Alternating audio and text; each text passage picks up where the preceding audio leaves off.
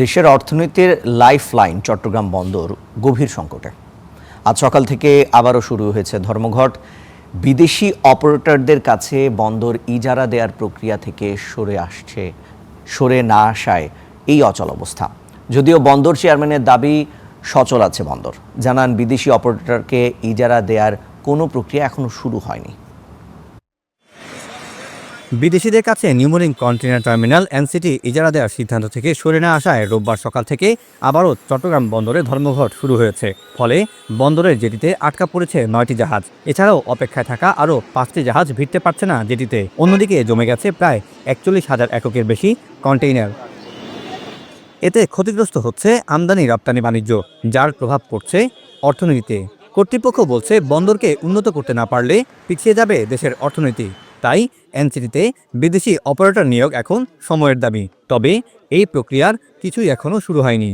এই landlord port model এটা আমরা অ্যাডপ্ট করে সেই আলোকে কিন্তু আমরা যাচ্ছি। এটা একটা গ্লোবাল প্র্যাকটিস, এটা একটা standard best practice in the global stage.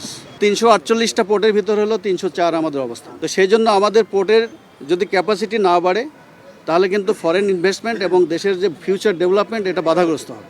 এদিকে চেয়ারম্যানের দাবি সচল আছে বন্দর, তবে বাস্তবতা হলো সকাল থেকেই শ্রমিকরা ইয়ার্ডে গেলেও কাজ শুরু করেননি।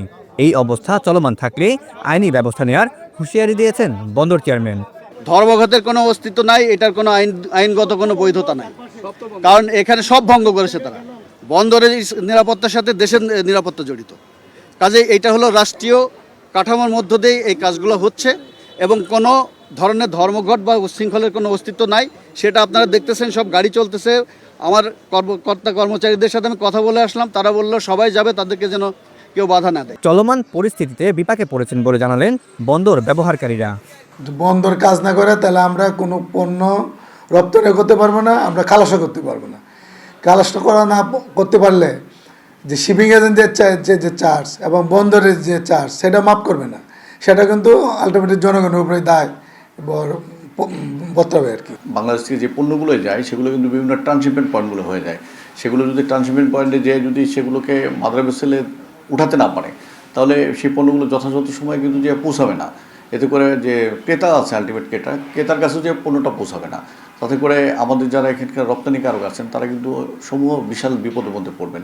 বিশ্ব ব্যাংকের কন্টেইনার পোর্ট পারফরমেন্স ইন্ডেক্স অনুযায়ী বিশ্বের 348টি বন্দরের মধ্যে 304তম অবস্থানে আছে চট্টগ্রাম বন্দর। Syed Tamim Mahmud, star news, Chittagong.